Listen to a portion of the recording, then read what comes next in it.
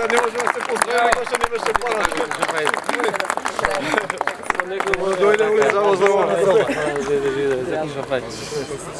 Как сте, добри? Добро, вие? Гледате дека годишно по 20 на милиони евра одат кај провладените медиуми. Пари на граѓаните. Имаме македонска радио телевизија која што е партиско гласило, не национален сервис од кој што ќе можат сите да се гордееме. И затоа сакам да кажам неколку мерки наши од програмата на СДСМ што се однесува токму на медиумскиот простор. За да нема забуни, за да не ова пропагандна машинерија презентира пред граѓаните на Република Македонија ставови кои што се далеко од ставовите на опозицијата. СДСМ се залага за носење на решение кое што ќе биде системско решение.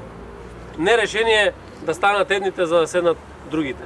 Системското решение кое што го нудиме во медиумите не значат директорските фотели или фотелите на главните уредници. Туку напротив, да имаме независни регулаторни тела, да имаме независен радиодифузен сервис и на него да можеме да чуеме и добри и лоши работи за власта и добри и лоши работи за опозицијата. Да имаме радиодифузен сервис во кој што ќе гледаме дебати, ќе се соочуваат политичките субјекти, ќе соочуваме концепти на основа на кои што ќе можат граѓаните да креираат и собствени ставови. Денеска тоа го немаме.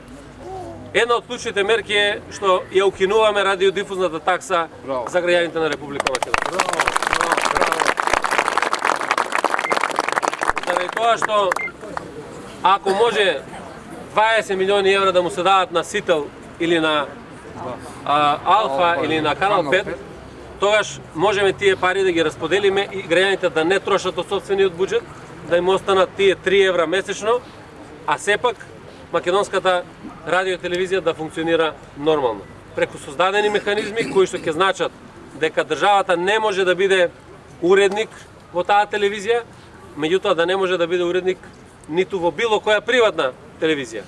Тие системски решенија да допринесат да имаме слобода на говорот, слобода на истражувачкото новинарство, новинарите да можат слободно да си ја работат собствената професија, а со тоа ќе допринесат нормално да се јакне и демократскиот капацитет кај државата, меѓутоа да се јакнат и одговорностите кај политичките субјекти и кај политичарите.